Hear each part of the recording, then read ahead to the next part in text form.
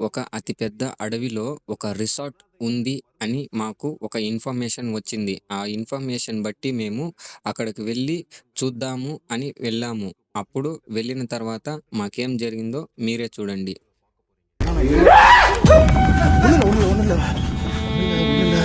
Guys, ఇప్పుడు మీరు చూస్తున్న వీడియో ఫుల్ వీడియో కావాలనుకుంటే ఇప్పుడు మీరు చూస్తున్న ఈ వీడియో కిందనే లింక్ ఇచ్చాను. వెళ్ళి ఎవరైనా చూడని వాళ్ళు ఉంటే వెళ్ళి చూడండి.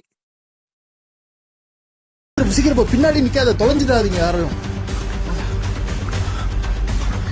பார்த்து ஜாக்கிரதை. அப்படியே ఈ రిసార్ట్‌కి టూరిస్ట్ వాళ్ళు విజిట్ చేసినప్పుడు ఒక్కొక్కరికి ఒక్కొక్కలాగా ఎక్స్‌పీరియన్స్ జరిగింది. అది ఎలా అంటే ఫ్యామిలీ వెళ్ళినప్పుడు ఒక పిల్లోడు తప్పిపోవడము అలా జరిగింది. తర్వాత ఒక శవంగా కూడా కానీ ఆ ఫారెస్ట్‌లో వెతికితే పోలీసులు దొరకలేదు.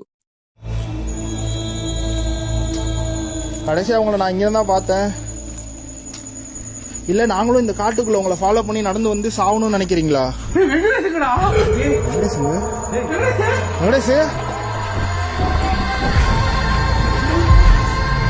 ఆ అడవిలో తప్పిపోయిన ఒక అతను మాత్రం అక్కడి నుంచి తప్పించుకొని వచ్చేశాడు. అతను చెప్పిన ఇన్ఫర్మేషన్ బట్టి జరిగిందంటే అక్కడ ఒక మనిషి, విచిత్రమైన మనిషి ఒకరు ఉన్నారంట ఆ అడవి లోపల. అక్కడ ఏం జరుగుతుందో ఇతను చూశాడు. అక్కడి నుంచి తప్పించుకొని వచ్చేశాడు. తర్వాత అతనిని ఎవ్వరు కూడా కానీ చూడలేదు.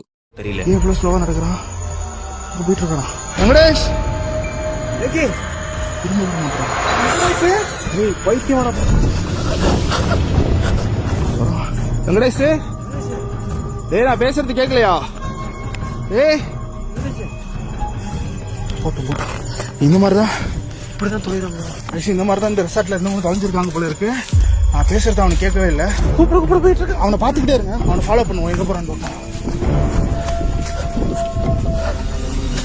ఇక్కడ మేము అక్కడ వీడియోస్ ఎక్స్‌ప్లోర్ చేస్తున్నప్పుడు చాలా విచిత్రంగా సౌండ్స్ అయితే వస్తున్నాయి. కానీ వెంకటేష్ కూడా ఇలానే మైండ్ మారి వెళ్ళిపోతున్నాడు. ఇక్కడ హిప్నాటిజం చేసే దయ్యాలు ఉన్నాయి అని అనుకోవచ్చు.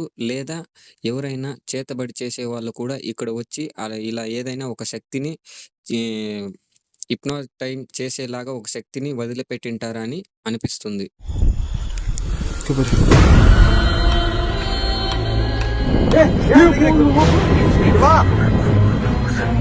ஹலோ, அது அடுத்து என்ன பண்ண போகுதுன்னு நமக்கு தெரியாது.